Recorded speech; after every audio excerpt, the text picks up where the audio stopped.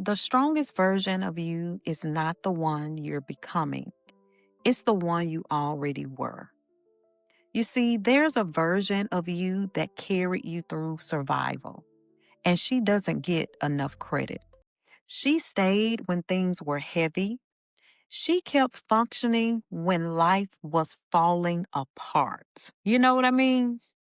But here's the part that we do not talk about enough. She was never meant to be permanent. I want you to imagine your life like a bridge with me for a moment. Not a scenic one, not one you choose, a bridge between who you were and who you're becoming. You didn't stop there because it was comfortable. You stopped there because it was totally necessary. You see, a bridge isn't a destination. It's something that we stand on to get somewhere else. And these survival versions of ourselves, these survival versions of us, that's what they are. They're bridges. They hold us up during impossible seasons or what seems like impossible seasons.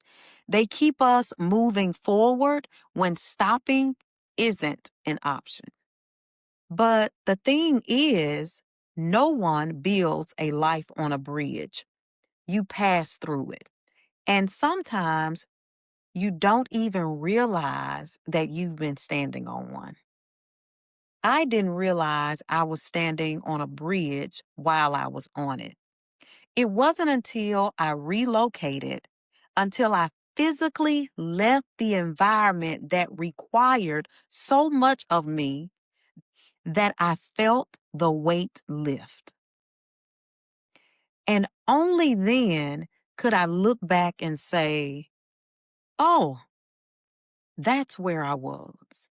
From a psychological and nervous system perspective, this makes so much sense. It literally makes so much sense. You see, when a woman lives under chronic pressure, roles, expectations, responsibilities, her system doesn't ask, what do I want? It asks, what will keep me safe? So survival creates strategies. And those strategies look like hyper responsibility, staying longer than she should, becoming efficient instead of expressive. Now, none of this means that you were weak. It means that your body was intelligent and doing its job. Survival is the body saying, I'll carry this until you can breathe again. For me, that survival showed up as hyper responsibility. That version of me wasn't broken, she was totally necessary. But she was a bridge and not a destination. Now, let me ask you something. What did survival ask you to become? Not who you wanted to be, but who you had to be. Here's what this season taught me. You don't heal by rejecting the survival version of you. You heal by honoring her and letting her rest. If you stay on the bridge too long, survival starts to feel like identity. You begin to believe, this is just who I am now. Rest feels unsafe to you. Slowing down feels irresponsible.